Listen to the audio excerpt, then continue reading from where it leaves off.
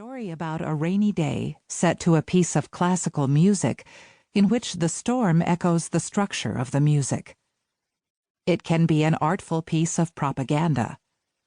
Soviet filmmaker Dziga Vertov, who ardently proclaimed that fiction cinema was poisonous and dying, and that documentary was the future, made Man with a Movie Camera in 1929 as propaganda both for a political regime and for a film style. What is a documentary?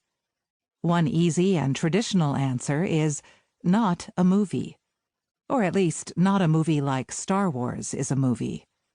Except when it is a theatrical movie like Fahrenheit 9/11 from 2004, which broke all box office records for a documentary. Another easy and common answer could be a movie that isn't fun, a serious movie, something that tries to teach you something. Except when it's something like Stacy Peralta's Riding Giants from 2004, which gives you a thrill ride on the history of surfing. Many documentaries are cannily designed with the express goal of entertainment. Indeed, most documentary filmmakers consider themselves storytellers, not journalists. A simple answer might be a movie about real life. And that is precisely the problem. Documentaries are about real life. They are not real life. They are not even windows onto real life. They are portraits of real life, using real life as their raw material, constructed by artists and technicians who make myriad decisions about what story to tell to whom, and for what purpose. You might then say, a movie that does its best to represent real life and that doesn't manipulate it. And yet there is no way to make a film without manipulating the information. Selection of topic, editing, mixing sound are all manipulations. Broadcast journalist Edward R. Murrow once said, "Anyone who believes that every individual film must represent a balanced picture knows nothing about either balance or pictures."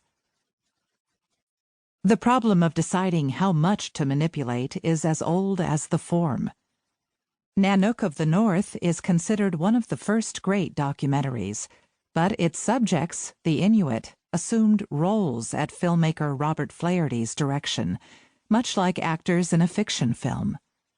Flaherty asked them to do things they no longer did, such as hunt for walrus with a spear, and he showed them as ignorant about things they understood. In the film, Nanook, not his real name, bites a gramophone record in cheerful puzzlement, but in fact the man was quite savvy about modern equipment, and even helped Flaherty disassemble and reassemble his camera equipment regularly.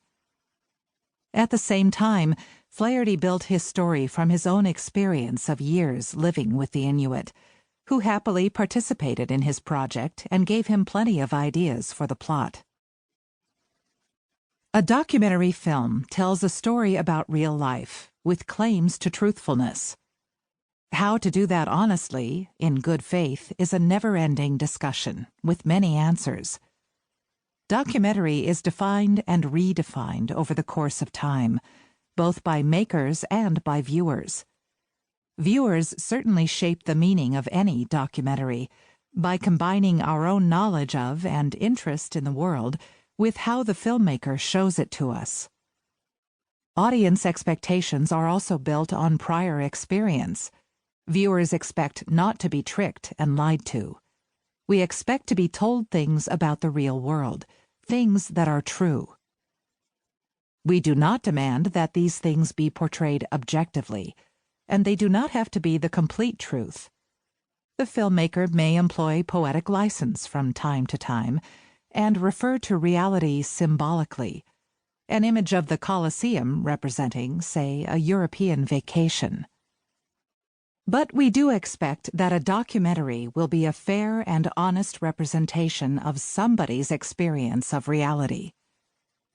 This is the contract with the viewer that teacher Michael Rabiger meant in his classic text when he said, "There are no rules in this young art form, only decisions."